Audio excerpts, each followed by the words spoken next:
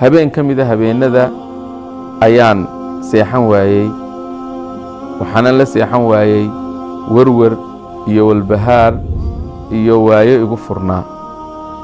ka bacdina waxaan go'aansaday inaan gogasha ka kaco oon dibadda u baxo, hawadana soo qaato, soona lugeeyo. anigoo lugaynaya xaafada dhexdood ayuun baan si kadisa waxaan ula kulmay masaajid firdad ka mid ah albaabadiisii furan tahay.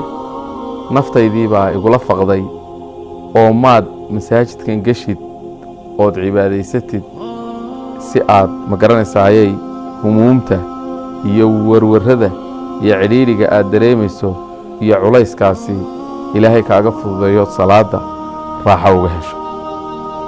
wuxuu yidhi markii aan masaajidkii galay ayaa waxaan kula kulmay nin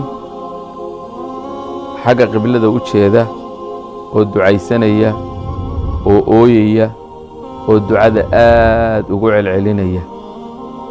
codkiisii markaan maqlay iyo duruuftiisii uu ilaahay weydiisanayay ayaa intaan joogsaday waxaan go'aansaday inaanan salaadba tukani horta isagu intuu ducada dhammaysanayo aan sugo. wuxuu yidhi waan sugay.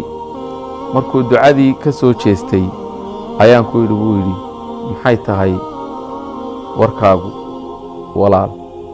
waxaanu iigu jawaabay ilaahay baan ku dhaartaye dayn baa isku kay dul fuushay, duruuf adag oo ilaahay uuni ka warrami karaana way ila daristay. waxaan go'aansaday inaan duruuftaa dad bini aadmi iyo makhluuq aanan u bandhigan een khaaliqu asamaawaati waalard aan u bandhigto. dabeedna wuxuu yidhi waxaan ku idhi daynta lagugu leeyay waa imisa? ma garanaya ninkani inuu nin taajiro oo ladan yahay. wuxuu igu yidhi 4,000 oo lacagta waddankaa ay joogaan 4,000. 4,000 ayaan gacanta baaban ku hayo waan u dhiibay buu yidhi. ninkii wuxuu yidhi aad buu u farxay. waxaanad moodaysay farxad daraaddeed inuu duulayo. aad buu u farxay. wuu ii duceeyey in badan, waanu ii mahadceliyey. wuxuu yidhi markaan arkay walaalkaa ilaahay hurdada iiga soo kiciyey ee duruuftiisa inaan ka jawaabo amar rabbi aan halkaa ugu soo galay ayaan go'aansaday buu yidhi inaan siiyo business kaarkaygii ama waxaan loo yaqaano bidaaqati alcamal.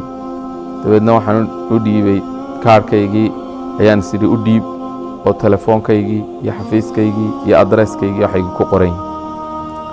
waxaan ku idhi kana qaado, haddiiba ay dhacdo inaad mar uun ii baahato ha ka warwareegin, hana ka warwarin, albaabkaygu wuu kuu furan yahay. waxa yaab leh, waxaan malaynayay buu yidhi ninkaas odaygaahi inuu ku farxo siduu tanba ugu farxay. laakiin miyaad garanaysaan wuxuu iigu jawaabay?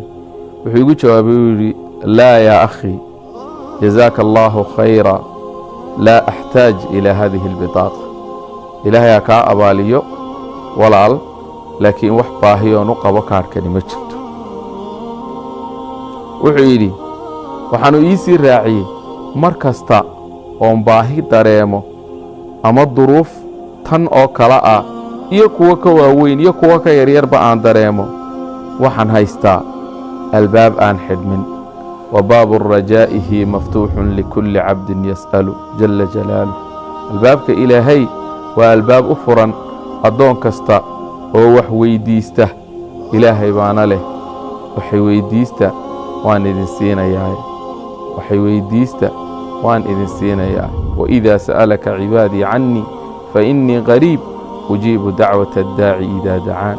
qariib ilaahay wuu inoo dhow yahay.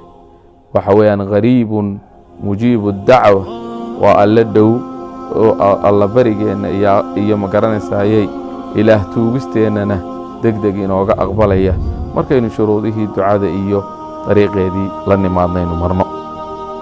wuxuu yidhi markii aan intaa arkay iyo ninkaasi dareenka uu leeyahay ayaa waxaan xasuustay buu yidhi xadiidkii nebiga sala allahu calayhi wasalam uu rasuulku yidhi low annakum tatawakkaluuna cala allahi xaqa tawakulih larazaqakum kama yarsuqu طayr taqduu khimaasan wataruuxuu bitaana haddaad ilaahay u tala saaran lahaydeen tala saaradkiisa dhabta ah allana wuxuu idiin arsaaqi lahaa sida uu shimbiraha u arsaaqo oo waa sidee waxa weeyaan marka ay subaxii waa bariistaan iyagoo bog laalan oo baahib ma garanaysayay qaba ilaahay wuu soo siiyaa risiq waasaca oo ay ku noolaadaan galabtiina waxay soo caraabaan iyaga oo dharagsan oo nimco ilaahay nuxurku waxa weeyaan waman yatawakkal cala allaahi fahuwa xasbuh cidda ilaahay tala saarata ilaahay isagaa ku filan